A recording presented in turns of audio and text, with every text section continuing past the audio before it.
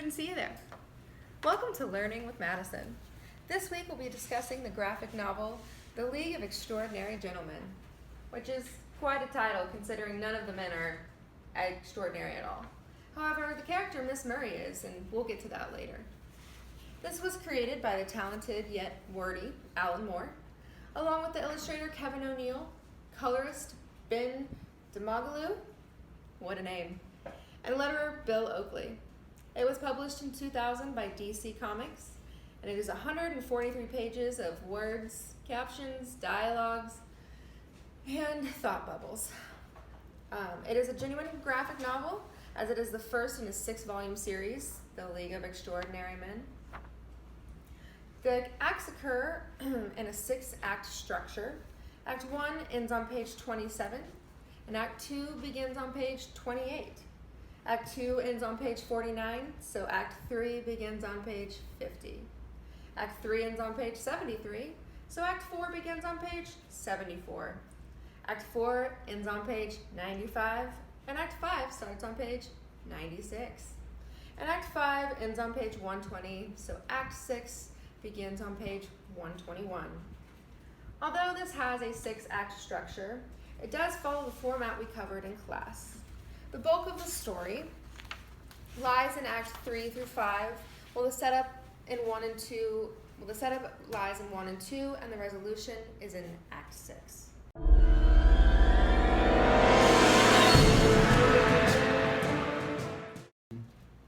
Ultimately, the story belongs to Miss Mina Murray and her team of obnoxious misfits.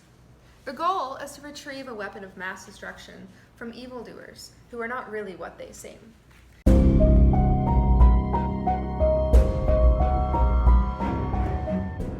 The conflict in Act 2 brings the team together, and they're given their mission.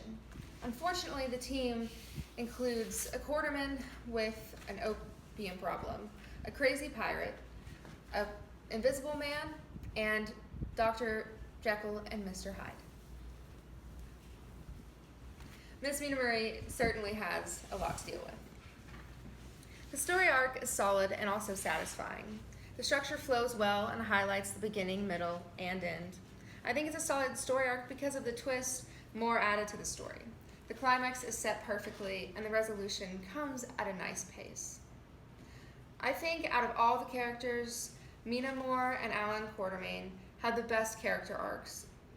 Mina begins to trust Quartermain by the end, and Quartermain seemed to soften as well.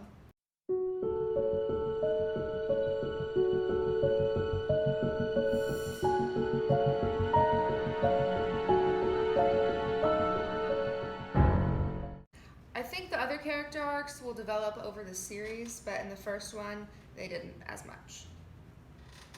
The transitions are outlined on splash pages. I think this was effective because it made the story flow well, and it made it easy to pick up in different places of the story.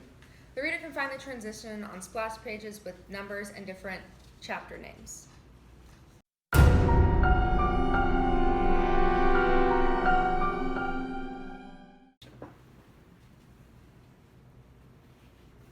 I think this graphic novel did a great job of highlighting the 6-panel transitions McLeod described.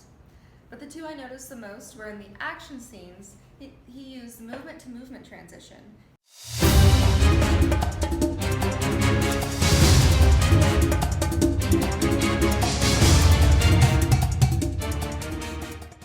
And because of the detail of the story, subject-to-subject transitions were often used as well.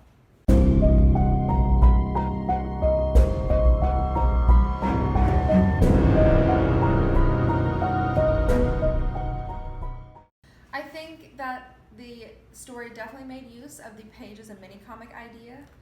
There were a lot of setting shots, and they were always at the top of the pages, and I found myself wanting to turn the page at the end of every single page. The directional flow of this graphic novel was easy to understand, and it flowed well. The artist did a fantastic job of framing each action shot so that the reader could clearly see what was going on. The lettering did not cover any of the art, and although there were a lot of words, none of the pages seemed chaotic. I would recommend this to my classmates, although I will warn everyone that this is a very dark comic with some touchy subject matter, so read with caution.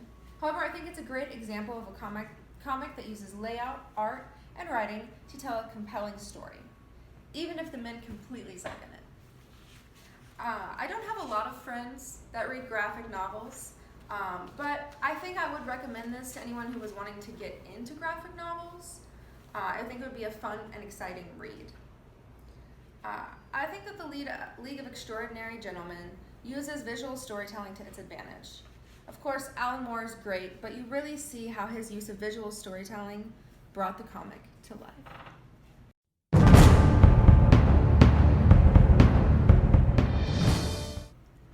Fun fact, the League of Extraordinary Gentlemen uses famous characters like Sherlock Holmes and James Moriarty.